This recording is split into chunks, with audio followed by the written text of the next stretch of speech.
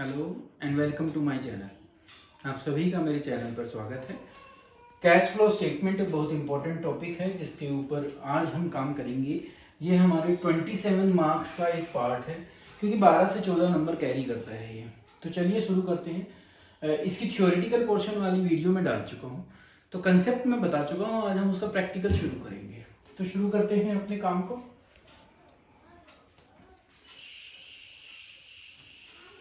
तो सबसे पहले जो हमसे पूछा जाता है, ये 1 नंबर का क्वेश्चन बनता है। तो 1 नंबर में हमसे ये पूछा जा सकता है कि ये एक्टिविटी जो है किस टाइप ऑफ एक्टिविटी में आती है या शो की जाती है। तो आपको पता ही है कि हमारी जो कैश फ्लो की बात हम करें तो हमारी सबसे पहली जो एक्टिविटी होती है वो ऑपरेटिंग होती है, जिसके अंदर हम अपने सारे जो रेवेन्यू होते हैं और वो भी किससे, ऑपरेशन से रिलेटेड, और जितने हमारे एक्सपेंसेस होते हैं उन सब को शो करते हैं। और ये सब होने चाहिए हमारे बिजनेस के ऑपरेशन से रिलेटेड। दूसरा जो हमारा पार्ट है वो इन्वेस्टिंग एक्टिविटी है। इन्वेस्टिंग एक्टिविटी के अंदर हमारा जितनी भी हमारी नॉन करंट एसेट्स हैं,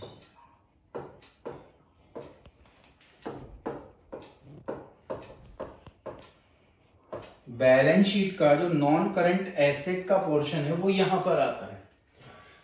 तो फिर एक क्वेश्चन अराइज होता है साथ के साथ, फिर करंट एसेट्स कहां जाती हैं। तो करंट एसेट्स जो हैं वो ऑपरेटिंग का पार्ट होता है, हमारे बिजनेस के ऑपरेशन से रिलेटेड होती है। तो अगर बैलेंस शीट को ही ध्यान में रखें तो आप उसकी करंट एसेट्स भी यही दिखाएंगे, साथ ही साथ जो करंट लायबिलिटी होती हैं वो भी आप यही शो करेंगे। तो ये आपको बैलेंस शीट का, क्योंकि बेसिकली ये बैलेंस शीट पर ही बनती है, तो हमें समझ में आना चाहिए, हमारी नॉलेज में होना चाहिए कि किस एक्टिविटी में कौन सा पार्ट आता है। और अब हम बात करते हैं अपने थर्ड पार्ट की। तो हमारा जो थर्ड पार्ट होता है वो फाइनेंसिंग एक्टिविटी का होता है। फाइनेंसिंग एक्टिविटी का मतलब जो हमें बिजनेस को रन करने में फंड की जो रिक्वायरमेंट होती है वो हम यहां से पूरी करते हैं। तो इसमें दो ही चीजें आती हैं हमारी। एक हमारा जितना शेयर होल्डर फंड है।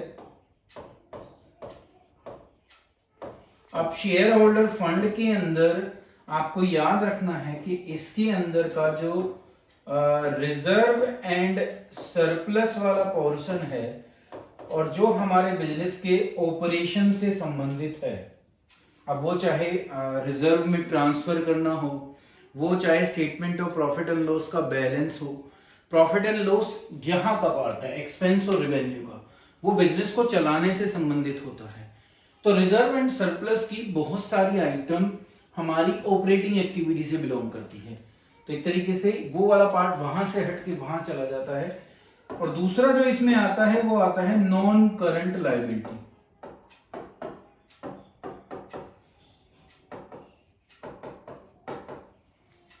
ये सारी यहीं पर ही आएंगी। करंट लायबिलिटी यहां आ चुकी है, तो आप देखोगे तो आपकी पूरी बैलेंस शीट इन 3 एक्टिविटीज में डिवाइड हो गई, प्लस जितना हमने प्रॉफिट से रिलेटेड वर्क था वो सारा। अब कुछ चीजें ऐसी होती हैं जो प्रॉफिट के अंदर इंक्लूड होती हैं, बट वो या तो इन्वेस्टिंग से रिलेटेड होती हैं या फाइनेंसिंग से, तो वो यहां से हटकर और इन एक्टिविटी में पहुंच जाएगी। वो हम आगे देखेंगे कैसे पहुंचती है। तो अभी बेसिकली हमें ये समझना था कि 3 एक्टिविटी होती हैं, और ब्रॉडली अगर बात की जाए तो ये इस तरीके से इनके अंदर इंक्लूड किया जाता है। अब जो ये क्वेश्चन था, अगर ये आता है 1 मार्क में, इतना बड़ा नहीं आएगा, कोई एक आइटम ले लेंगे बस, आपसे वो पूछेंगे। तो देखिए सबसे पहले कैश सेल ऑफ गुड्स। तो आपको पता चल रहा है सेल हो रही है और कैश में हो रही है, तो कहां जाएगी, ऑपरेटिंग का पार्ट है, क्योंकि प्रॉफिट को जनरेट करने में काम आएगा। सेम बात कैश परचेज ऑफ गुड्स के लिए भी अप्लाई होता है। तो ये सारा पैसा वो पैसा है जो आप किसमें यूज कर रहे हो, अपने ऑपरेशन में। तो ये किसका पार्ट होंगी, अपने आप ही ऑपरेटिंग एक्टिविटी का। पेटेंट परचेज, तो यहां से आपको ये समझ में आता है कि ये एक इंटेंजिबल एसेट है, इस वजह से कहां चली जाएगी, इन्वेस्टिंग एक्टिविटी में। देखिए मैं ऑपरेटिंग के लिए ऑपरेटिंग ओ ए लिख रहा हूं, इन्वेस्टिंग के लिए आई ए लिखूंगा और फाइनेंसिंग के लिए एफ ए लिखूंगा। तो ये जो है शॉर्ट फॉर्म हम यूज करेंगे इन दोनों में। हम operating activity, bank overdraft, bank overdraft को पिछले एक साल से हम फाइनेंसिंग एक्टिविटी में लिख रहे हैं, पर बेसिकली ये होनी चाहिए करंट लायबिलिटी, उससे पहले कैश एंड कैश इक्विवेलेंट का पार्ट था। बट आज के समय में जो सीबीएसई कहती है, जो हमारी जो भी डायरेक्शन हमें मिली है, उस हिसाब से कहा गया है कि एक फाइनेंसिंग एक्टिविटी है, तो हम इसको फाइनेंसिंग एक्टिविटी में लिख रहे हैं। परचेज ऑफ शेयर भी फाइनेंसिंग एक्टिविटी है। इसका आंसर मैं आपको नहीं दे पाऊंगा कि क्यों ऐसा होता है, क्योंकि आज तक मुझे नहीं समझ में आया, पर जो है वो मैं आपके सामने बता रहा हूं, जिस तरीके से हमें कहा गया है लिखाने। अब ये कहा गया कि कैश रिसीव हुआ against revenue for service rendered. अब देखिए सर्विस मैंने रेंडर की है और मेरा काम अगर सर्विस देना ही है, मेरा जो बिजनेस है अगर वो सर्विस से बिलोंग करता है, तो फिर ये मेरी ऑपरेटिंग एक्टिविटी है। और मुझे लगता नहीं कि इसके अलावा किसी और टाइप की ये बिजनेस मेरा होगा। Cash paid against services taken. अब अगर ये सर्विसेज में ले रहा हूं तो ये भी कहीं ना कहीं मुझे ऑपरेटिंग एक्टिविटी की तरफ ही लेके चलता है। मार्केटेबल सिक्योरिटी, ये कैश एंड कैश इक्विवेलेंट का पार्ट होता है, तो ये इनमें इन तीनों एक्टिविटी में से कहीं भी नहीं आता, इसीलिए उन्होंने फोर्थ एक्टिविटी भी दे रखी है, कैश एंड कैश इक्विवेलेंट। तो ये ही एक ऐसी आइटम अभी तक आई है जो इस फोर्थ के अंदर आएगी, मतलब कि कैश एंड कैश इक्विवेलेंट के अंदर आएगी। Proceed from issue of debenture. Debenture एक फाइनेंसिंग एक्टिविटी का पार्ट होता है, ठीक है, नॉन करंट लायबिलिटी है, तो पता चल गया यहीं से ही कि नॉन करंट लायबिलिटी है, इसलिए कहां जाएगी, फाइनेंसिंग एक्टिविटी में। ऐसे ही जब आप रीपे करोगे अपने लोन को, तो भी ये फाइनेंसिंग एक्टिविटी का ही पार्ट होगा। तो कोई भी आपसे एक आइटम अगर पूछ लेते हैं तो आपको पता होना चाहिए कि इन तीनों एक्टिविटीज में से वो कहां जाएगा। तो सबसे पहले यही क्वेश्चन था, तो मैंने ये आपके सामने रख दिया। अब आगे चलते हैं। जब कभी भी हम कैश फ्लो स्टेटमेंट बनाना शुरू करते हैं, तो कैश फ्लो स्टेटमेंट बनाने से पहले हमें कैलकुलेशन ऑफ नेट प्रॉफिट करनी होती है before tax and extraordinary item. ये हमारी फर्स्ट रिक्वायरमेंट होती है, और जब ये पेपर में ये वाला पोर्शन आता है तो नॉर्मली ये 1 मार्क्स का आपका होता भी है। 6 नंबर का जो हमारा कैश फ्लो स्टेटमेंट का क्वेश्चन आएगा उसमें इसका 1 मार्क होता है, ठीक है। तो ये एक उसका फॉर्मेट है जो मैंने आपके सामने रखा है। अभी हम इसको देखेंगे, पहले वहां पर क्वेश्चन पढ़ लें। मुझे नहीं लगता वैसे वो इससे बिलोंग करता है, शायद मैंने गलती से लगा दिया, पर फिर भी ये इंफॉर्मेशन हमारे लिए जरूरी थी। तो अभी मैं इसको यहां से हटा देता हूं, नेक्स्ट में जब इस क्वेश्चन में इसकी जरूरत होगी, जब इसको यूज कर लेंगे।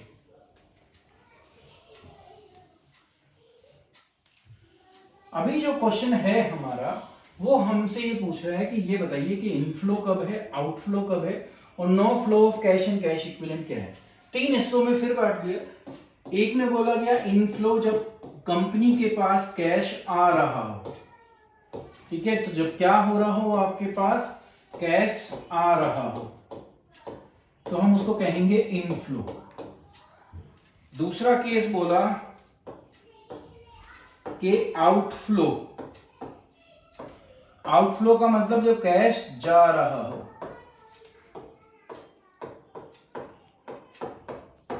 और थर्ड केस हमें बोल दिया कि नो फ्लो ऑफ कैश। तो कुछ ट्रांजैक्शन ऐसी होती हैं जहां पर कैश का फ्लो ही नहीं होता, तो ना आ रहा होता है ना जा रहा होता है। तो इन सारी ट्रांजैक्शन को इन 3 हिस्सों में डिवाइड कर देना है। तो देखिए शुरू करते हैं। मैं सिर्फ नंबर लिखूंगा, ABCD कहां पर आएंगी बस, क्योंकि हमें समझना है बेसिकली क्या होता है। देखिए सबसे पहले कहा सेल। सेल करते ही समझ में आ गया कि पैसा तो आया होगा। जब आप कुछ चीज बेचोगे तो दैट कंफर्म करता है कि कैश आपके पास आ रहा है, तो पता चल गया ये कहां आएगी, इनफ्लो में, ठीक है। और प्रॉफिट पर बेचा है नहीं बेचा है वो बात का मैटर है, जब हम इनको प्रेजेंट करना सीखेंगे। अभी हमें समझना है कि बस 1,10,000 का हमने एक मशीन को बेच दिया है, तो 1,10,000 का इनफ्लो हो रहा है, ये पता चल गया। कहा कि sale of goods against cash, फिर कैश के फ्लो को उसने बता दिया, ठीक है। तो ये भी कहां आएगा, इनफ्लो में। Purchase of machinery for cash, फिर कैश यूज हुआ पर परचेज अब की बार कर रहे हो, तो कहां आएगा, आउटफ्लो में, क्योंकि पैसा आपके पास से जा रहा होगा, मशीनरी कंपनी के पास आ रही होगी। फिर है purchase of land and building for 10 lakh, consideration by paid by issue of debenture, तो खरीदी तो है, तो इसका मतलब पैसा जाना चाहिए था आपके पास, पर आगे बताया कि आपने उसको जो परचेज किया है वो परचेज आपने करा है कि इशू ऑफ डिवेंचर किए जाते हैं अदर देन कंसिडरेशन कैश, तो कैश की जगह हम क्या दे देते हैं, डिवेंचर इशू कर देते हैं। तो आप देखोगे ये एंट्री तो हुई है बट इसमें मूवमेंट ऑफ फ्लो नहीं हुआ, कैश का मूवमेंट नहीं है। क्या आया आपके पास, प्लांट एंड मशीनरी, क्या गया, एक लायबिलिटी गई, डिवेंचर क्रिएट हो गए, तो इसका मतलब ये किसका पार्ट हो गया, नो फ्लो ऑफ कैश का। आपने fully paid up bonus share दिए, बोनस शेयर का मतलब ही यही है कि आपको पैसे नहीं मिले होंगे, सिर्फ शेयर इशू हुए हैं, पैसा आपके पास नहीं आया, तो ये भी क्या है, आपकी नो फ्लो ऑफ कैश की एक ट्रांजेक्शन है। अब आता है कैश विड्रॉन फ्रॉम बैंक, दिख रहा है, जब आप पैसा कैश विड्रॉ करोगे बैंक से तो आपके पास पैसा आएगा, तो इनफ्लो हो रहा है, बेशक वो आपके बैंक से ही इनफ्लो है पर कैश आपके पास आ रहा है।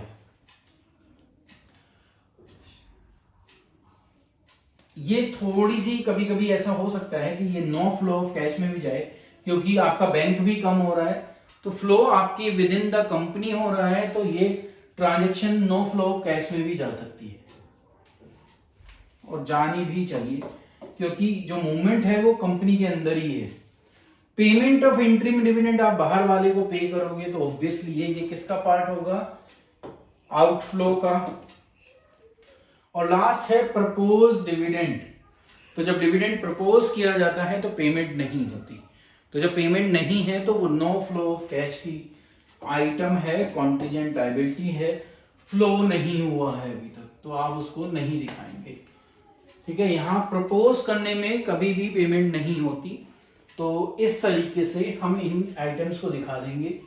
ये ट्रांजैक्शन भी थोड़ी सी सोचने वाली है, क्योंकि ये तो बता दिया कि फिक्स्ड एसेट्स को बेचा, कहीं ये नहीं बताया कि वो पैसा आपके पास आया, बाकियों में लिखा हुआ है कैश, यहाँ बता दिया डिवेंचर से, उसमें मेंशन नहीं है। तो जब हम जर्नल एंट्री पास करते हैं तो नॉर्मली जब नहीं दिया होता तो हम उसको क्या बना देते हैं, क्रेडिटर बना देते हैं। तो अगर वो क्रेडिटर वाली एंट्री है, मतलब ये जो पैसा आपने नहीं दिया है, ठीक है, तो फिर फ्लो नहीं होगा, तो इसलिए वो एंट्री भी नो फ्लो में जा सकती है, बट वो फिर एजम्पशन है, मानना पड़ेगा आपको।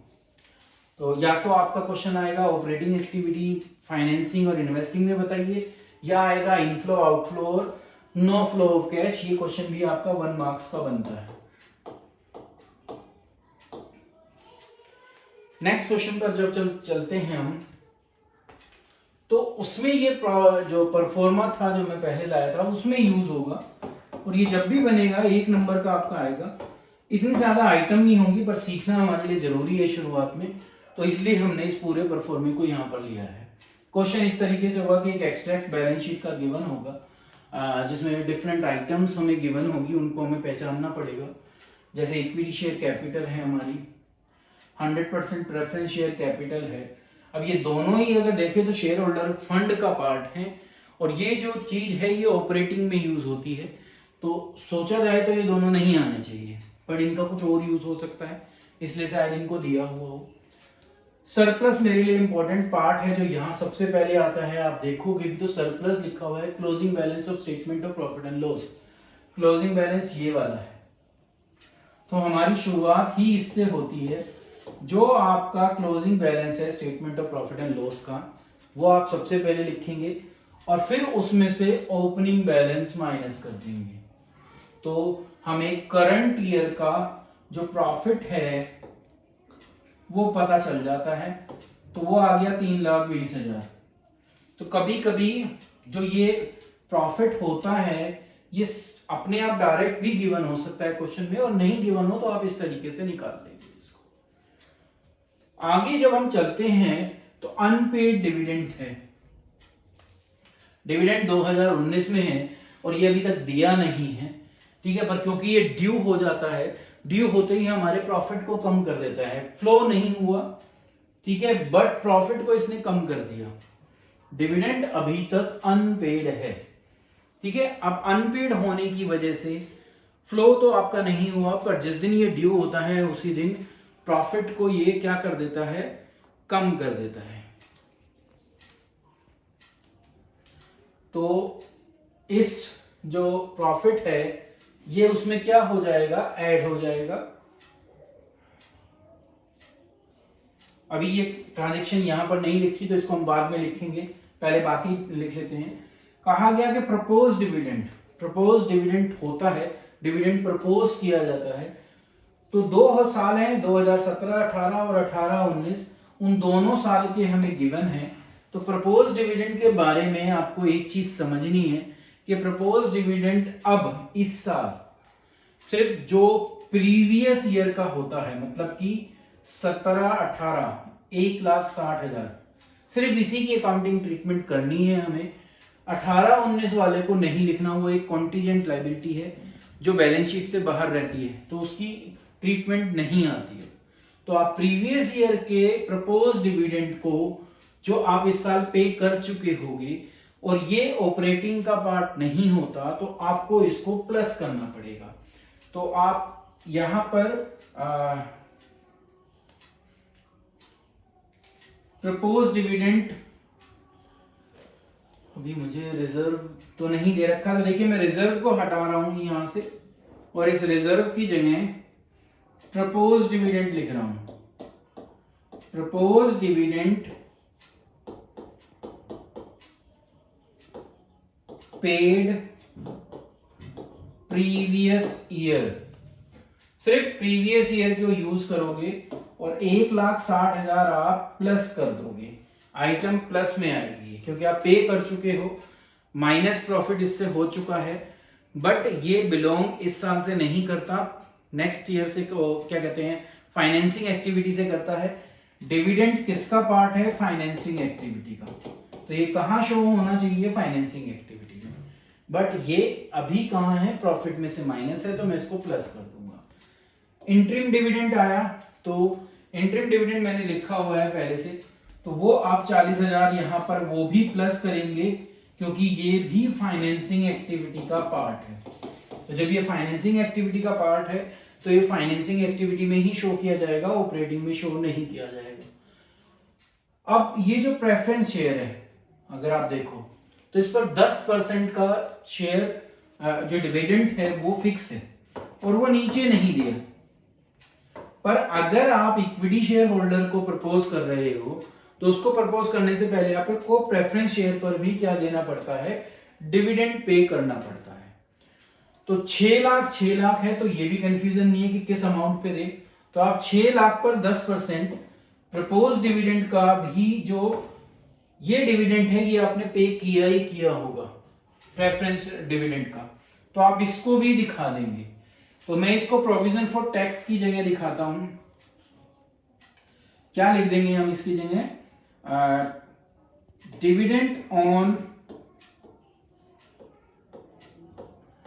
प्रेफरेंस शेयर, और 60,000 का अमाउंट आप शो कर दोगे क्योंकि ये आपने क्या किया है, पे जरूर किया होगा। अब बात आती है इस अनपेड डिविडेंड की, क्योंकि ये भी रह चुका है।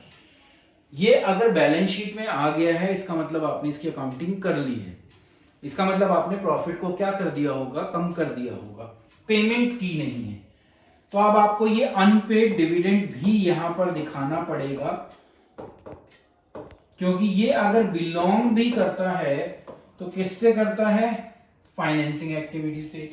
दूसरा, फ्लो इससे हुआ नहीं है क्योंकि पे नहीं किया। तो दो रीजन है कि इसको आपको ऐड करना पड़ेगा।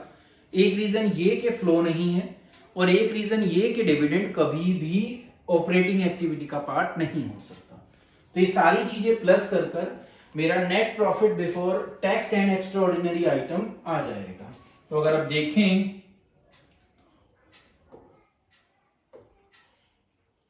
तो ये 6 लाख की फिगर आती है। तो ये हमारा निकलता है net profit before tax and extraordinary item.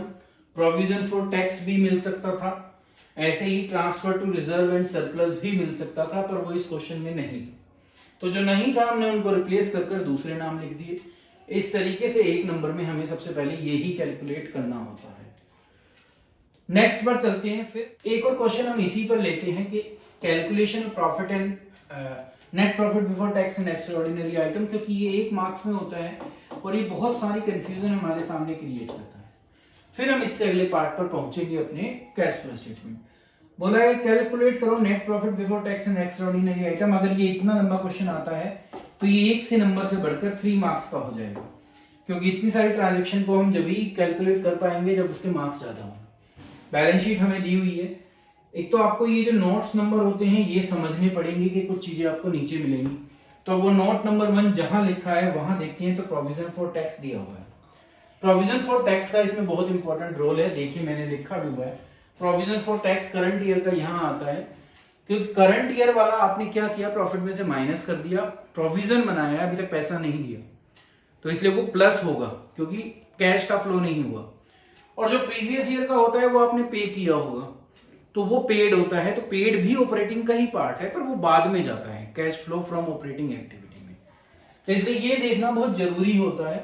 तो अब मैं जो करंट ईयर वाला है 50,000 रुपए, वो सबसे पहले यहां लिख देता हूं, क्योंकि मैंने अभी यही आपको समझाया है। तो मैं शुरुआत अभी इससे ही कर देता हूं।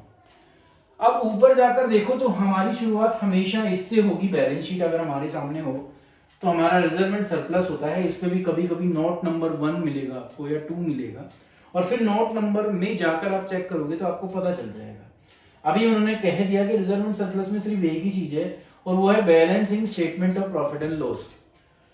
तो इसमें ये हमारा करंट ईयर का है, तो करंट ईयर का हम सबसे पहले लिख देते हैं और उसमें से फिर प्रीवियस ईयर को माइनस कर देते हैं। तो हमारा इस साल का जो प्रॉफिट है वो हमें पता चल जाता है। तो शुरुआत इस तरीके से होती है। अब वही चीजें हमें ढूंढनी है। अब रिजर्व तो है नहीं तो ट्रांसफर टू रिजर्व कैंसिल करता हूं, यहां कुछ और यूज कर लेंगे। नहीं है क्योंकि रिजर्व भी इसी में मिलता, यहां है नहीं। तो अब बाकी चीजें अगर हम देखें तो आपकी देखिए यहां से कुछ नहीं आता, यहां से भी कुछ नहीं मिलेगा आपको। अब अगर कुछ होगा तो एडजस्टमेंट में गिवन होगा, इसलिए एडजस्टमेंट पढ़ना जरूरी है। तो देखिए एडजस्टमेंट में सबसे पहली एडजस्टमेंट ही प्रपोज डिविडेंड की है। प्रपोज डिविडेंड जब भी आ जाए तो सिर्फ प्रीवियस ईयर पर कंसंट्रेट करना है, मतलब कि सिर्फ 50,000 पर कंसंट्रेट करना है।